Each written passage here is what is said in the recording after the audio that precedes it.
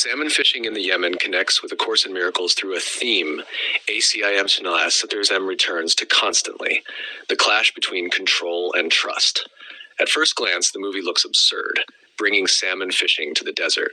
Most characters interpret the idea through the ego's framework of practicality, statistics, politics, and probability. This cannot work. This makes no sense. The conditions are wrong.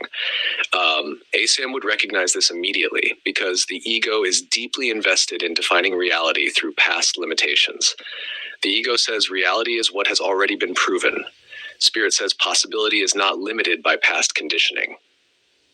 Now, that does not mean ACIM teaches magical thinking or denial of practical reality. That's where people can drift into fantasy. The film actually becomes more interesting when viewed psychologically rather than literally. The sheikh represents faith, but not blind optimism.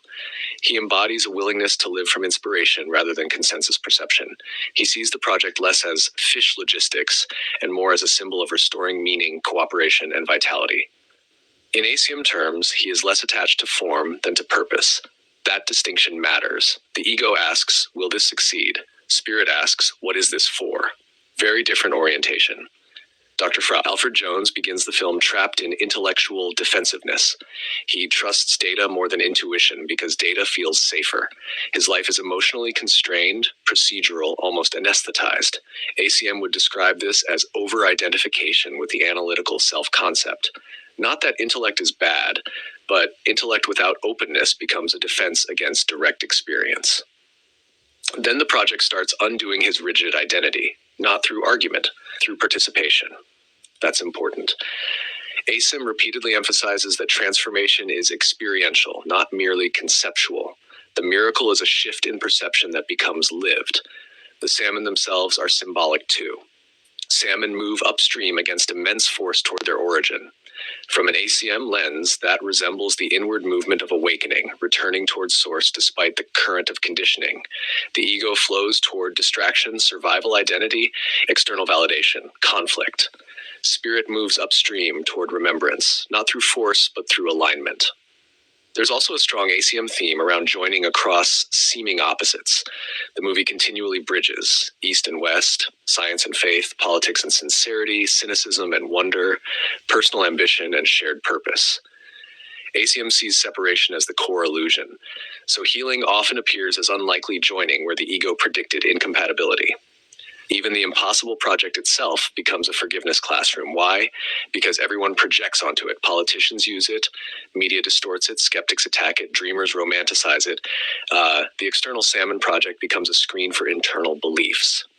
That is pure ACIM, the world as projection surface, and yet something genuine still emerges through all the distortion. That's another subtle ACIM point. Truth can still extend through imperfect forms. The miracle does not require perfect conditions. There's also a deeper layer involving grief and emotional reopening. Both major characters are carrying forms of loss, loneliness, and disconnection beneath their functional identities. The project softens them back into aliveness. ACIM often frames healing less as acquiring something new and more as removing the defenses against love's presence. The desert becoming fertile is symbolic in that sense. Not spirit makes fantasy worlds. More closed inner terrain becomes receptive again. But the film also contains a caution ACM students sometimes need. The sheikh's faith works because it is accompanied by devotion, patience, practical collaboration, and willingness to endure uncertainty, not because he simply repeats positive thoughts. ACIM is often misunderstood as believe hard enough and reality bends. But the course is really more concerned with inner alignment than outcome control. Sometimes the salmon project succeeds externally. Sometimes it fails externally. The deeper question is, what teacher is guiding the mind while you participate?